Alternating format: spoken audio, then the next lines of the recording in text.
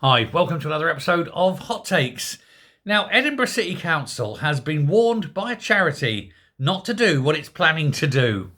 There is an awful homeless problem in Edinburgh, and when you've got a series of concerts coming up, like for example Oasis, a lot of people are going to come to Edinburgh to watch Oasis, and of course they have a problem because there isn't enough rental accommodation.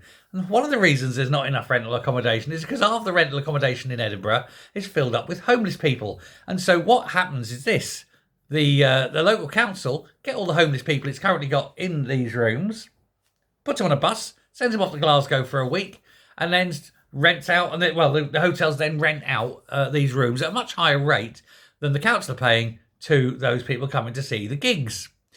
And of course, it means these homeless people have to get all their shit together and move over and do that. Then give it a week, then they have to come back, and then a couple of weeks later there'll be another concert, have to do it again, and so forth.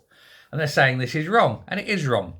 Why aren't they building more properties? Why aren't they building more homes for homeless people? Well, A, they haven't got the money. B, they haven't got the builders, and C, they don't really want to. It costs money, and they'd rather spend that money on other things. Certainly not on homeless people.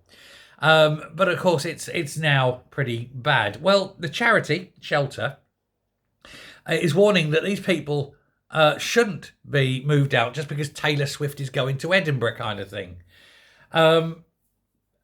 Last year, hundreds of people were moved and shifted out to Edinburgh, to the outskirts of Edinburgh, Glasgow, even some as far as Dundee.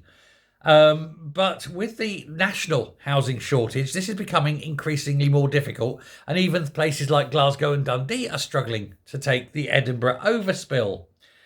So what's to be done? Well, imagine you weren't taxing hotels and you weren't forcing registration and driving a lot of people like bed and breakfasts or Airbnb people out of business and leaving the sector. Then you'd have plenty of spaces. But that's not what you've done. What you've actually done is attacked that very needed sector, and a lot of people have given up and gone away, and so that you don't have the numbers.